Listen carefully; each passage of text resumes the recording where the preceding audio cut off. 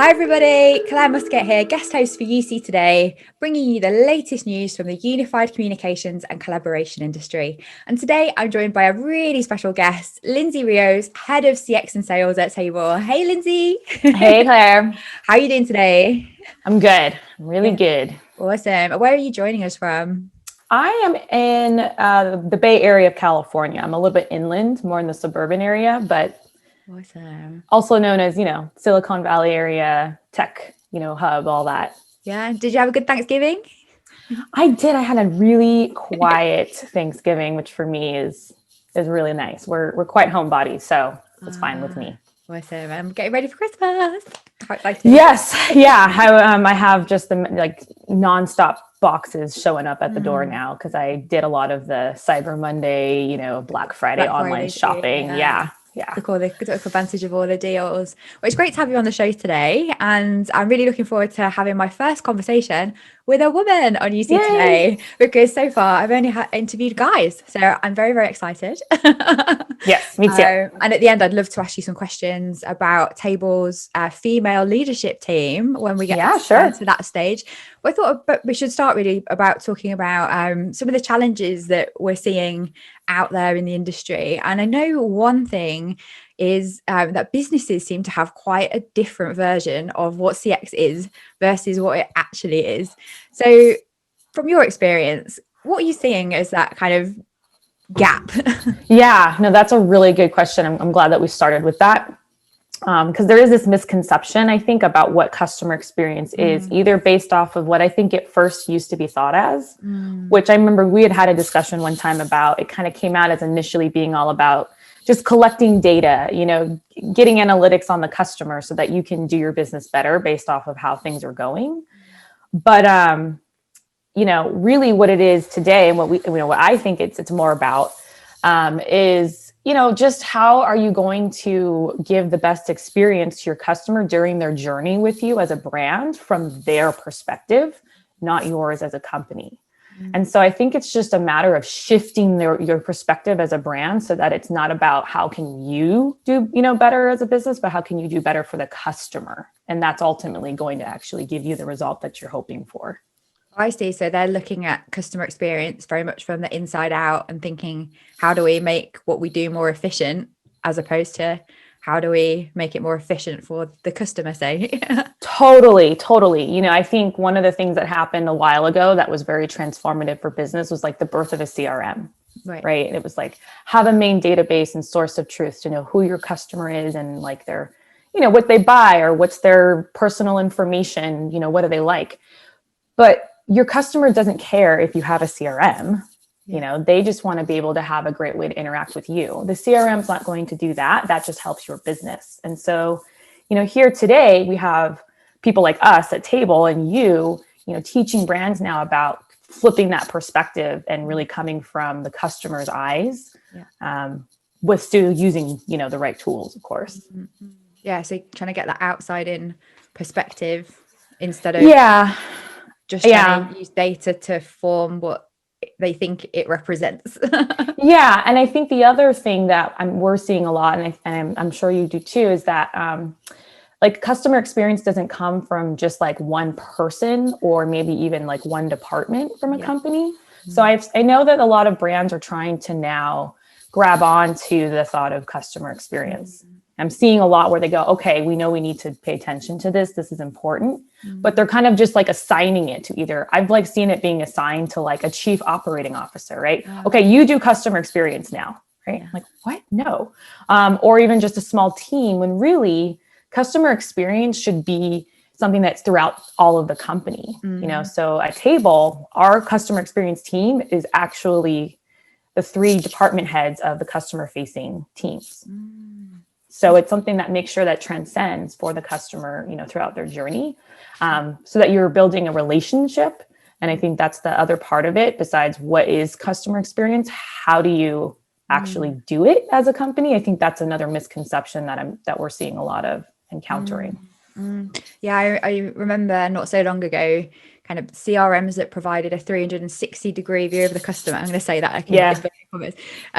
Was like the holy grail, and it was going to enable businesses to do all of this real amazing personalization. but it was kind of being layered on top of really poor kind of, let's say, for example, purchase experience or reward. So customers never really get to feel the benefit of all the awesome stuff, do they? Unless it's they've got the basics right first.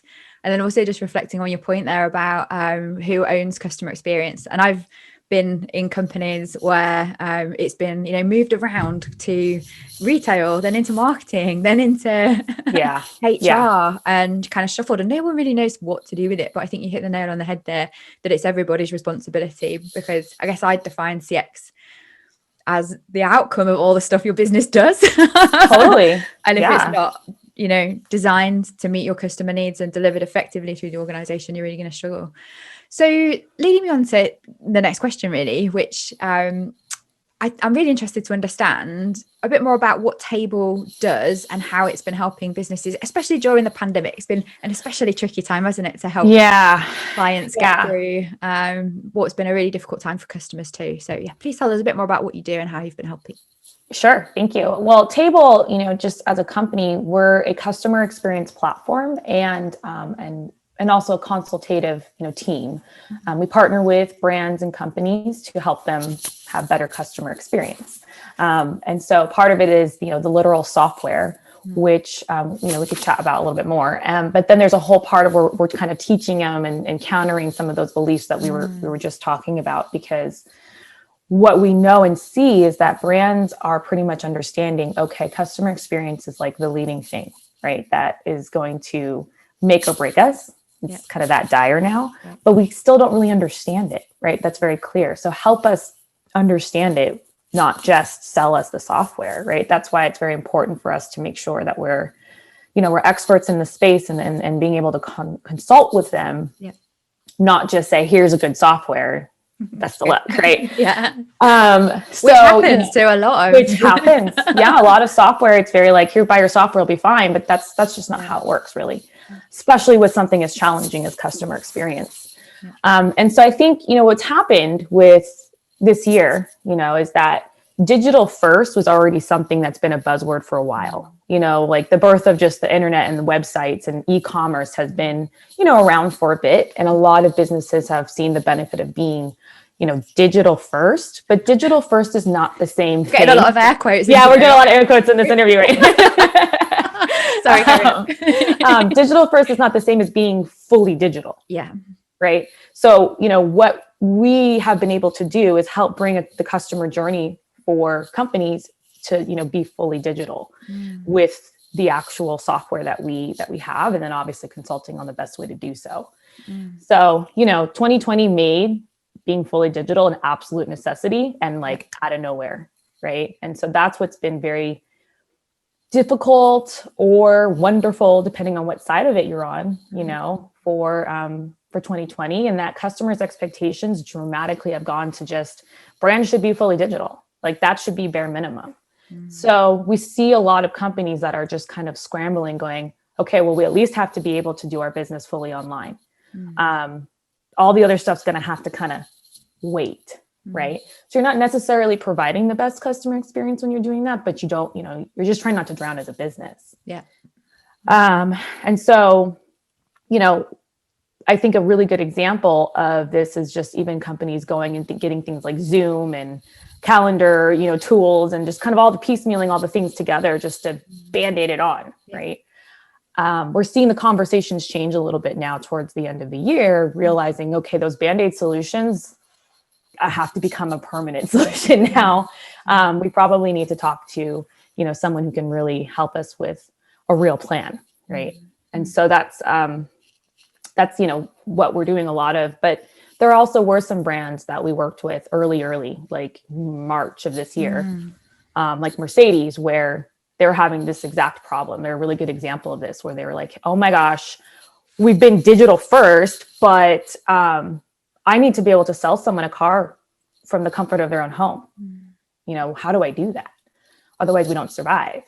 Automotive industry was one of the industries that had a really tough time, because that's something you go into and you touch and you drive the car, right? And you even smell the leather in the car, you know, all these things that really help drive that purchase, and that they didn't have that anymore. So we helped them so that they could bring the entire purchase process to happen from literally, say, your phone sitting on your couch, right? To start with as kind of their Bandaid, so to speak.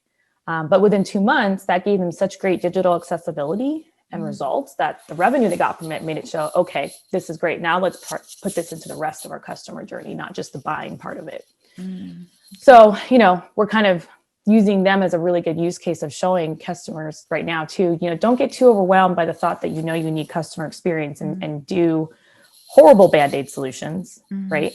We'll come in and we'll help kind of, or I'm calling, fill the holes in the sinking ship first, and then we'll go and make the sales look pretty after.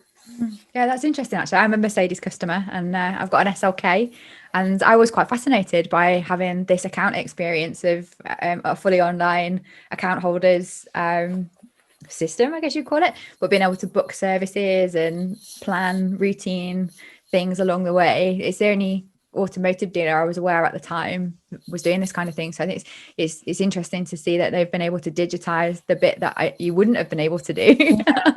Yeah, and what was important for Mercedes, I think, which is why they prioritized a customer experience approach over some of the other things out there, was because it's Mercedes. They need to make sure that no matter what they do, it's a wonderful customer experience, right? And so that was equally as important to them as doing, buying online first. Yeah, I get you. Okay, so thinking about the marketing campaign part of the journey next. I know we've talked about previously that, most campaigns convert around 2%, but we have a real challenge, everybody does, in reaching the 98%. What is it that you guys are thinking at Table that we should be doing to be reaching out to the rest that don't automatically do that into the 2%? Yeah, I know. That's always hard, right? I mean, if you broaden that range a tiny bit, it's anywhere from nothing to 5% that you're going to get to get someone to convert if they are coming to, say, like a landing page, right? Or fill out form on a site. Because those are the ones who are like, yep, I'm ready to do this. But there's a whole world, like you said, this other 90, something percent of people who are like, I'm just not there in my customer journey. I'm just in like my awareness phase, or I just want to learn and I don't want to be attacked by a salesperson or whatever it might be. And so, this is one that we ask our customers to really think outside of the box on, because that's something like traditional marketing has been for a long time, to do it that way. See an online ad, click on it, go to a landing page, buy the item, give me your information. Even with, if you go back to Automotive, to keep the story consistent, it could be like, hey, are you interested in this car? Okay, come here right now and give me all your information, and then book a test drive. Maybe I just wanted to see what the car looked like a little bit more, maybe I want to ask someone a few questions, like I would have just wandered into a dealership before. So I'm not ready to give you my ID and then give you my cell phone number so you can call me every day asking when I'm going to buy the car. So we, like to say, meet your customer where they're at in their journey. When you do that kind of more traditional method of giving them straight to a landing page or something, you're not doing that. So at Table, we like to do something that is a little bit more engaging and meets the different kind of parts of where a customer might be, based off of clicking on an online ad or scanning a QR code to learn something, and providing them with the ability to, if they just want to learn, then learn, right? If they want to talk with someone, ask questions, give them the ability to do it right now, make it super easy. And if they want to actually go down and book an appointment or purchase the item, depending on what kind of business this is, give them all those options right there. Don't just try to shove them into one kind of funnel that benefits, again, just you as a business and not the customer.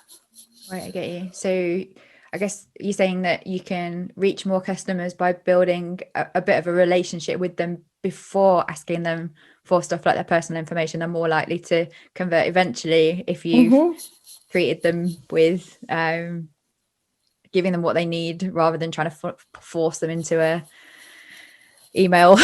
yeah, because what happens the moment you give someone an email address. I'm in the list. And I think another thing about it is, with Table, we want to make sure we're being as personable as possible. Something that we talk a lot about, it's kind of our bread and butter with the software, are the experiences. So we're a customer experience platform, but part of the actual software is called experiences, and these are things that are launched from anywhere. So an example could be clicking on an online ad, and you click on that online ad, and instead of the traditional go to a landing page, it actually will launch a more kind of multimedia rich experience that gives you the ability to say, you know what, I just want to watch this video. Or, experience says, hey, did you just want to chat with an expert super quick? You don't make them give you a bunch of information. I'll let you talk with them right now, right? Yeah. And you're just hoping to coax them just along that next part of the journey, and being more personal to them, and not, again, just making it pretty one-sided, really. Yeah, and with all the changes that we've seen in the world, and I guess we'll continue to see, especially until we've got a vaccine, that's a real area for opportunity and progress, isn't it? Awesome. So my last question is the one that I've been dying to ask, which is, I think part of the reason you're the only woman that I've interviewed so far on this is that it's a fact women are underrepresented in technology more broadly. But it's fascinating because you've got a fully female leadership team at Table. Is that correct? Our CX leadership team is all women. So all of our customer facing heads of departments are women. Yeah. I mean, which is amazing. What do you think it is that you guys are doing differently that's encouraging more women into senior tech roles? I think, one thing that was very compelling to me, that when I initially met with my CEO, we were having an exploratory conversation about me working at Table. He had said, when he was first building out the leaders of the company, when we were going to launch, he said that, I'm going to make sure I hire at least one woman on the leadership team, between the two kind of main leaders he was going for at the time. So he had already hired a man for one of those leadership roles. And so he said to me, so I'm only going to hire women for head of sales. And that, to me, the fact that he purposely did that was what made sure that he had that diversity and presence on his leadership team. Because if you're a more established company down the line, you can't necessarily do that. Right. So the fact that he wanted to ensure that from once he was really building out a team and really launching the company really spoke to me. That really comes from the top, in a company, to kind of teach the rest of the company that not just women being underrepresented, but just diversity, period. And being purposeful, is important. But just like you said, women, we're underrepresented in tech and in sales, and kind of a lot of leadership roles in general, comparatively. And, there's some general theories about that. Just the fact that there's a lot of things women have accomplished over the last 50 to 70 years about just having careers and getting to have certain positions. So there's, there's that part of it. Women have babies, right? There's that part of it. But I think what we do at Table is make sure that, not only do we have a nice diverse team, be it women leadership, we have a lot of different generations of age, from people from all over the country, all over the world. We get a really nice global perspective.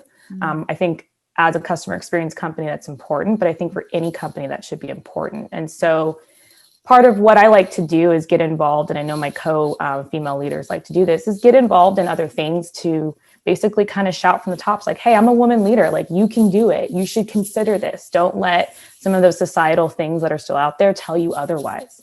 And when it's coming from us, from a company, it's going to start with these younger girls from the start to think, well, that's a path I'd like to aspire to, instead of what sometimes we get pushed towards. Yeah, no, nice. I like that. So it's about being intentional then in your hiring and providing a space where women can flourish, and not just in terms of gender, but also age, sexual orientation, race. The fully diverse teams deliver better customer experience. We know that. So that's awesome. Thanks so much for joining me today and being my first woman. Yes, thank you. Yes, I'm so honored to be the first one. And I hope to speak to you soon. But if I don't see you before Christmas, have a very Merry Christmas. Yes, you too. Thanks, Claire. And thanks everyone for watching. See you all again soon. Bye. Bye.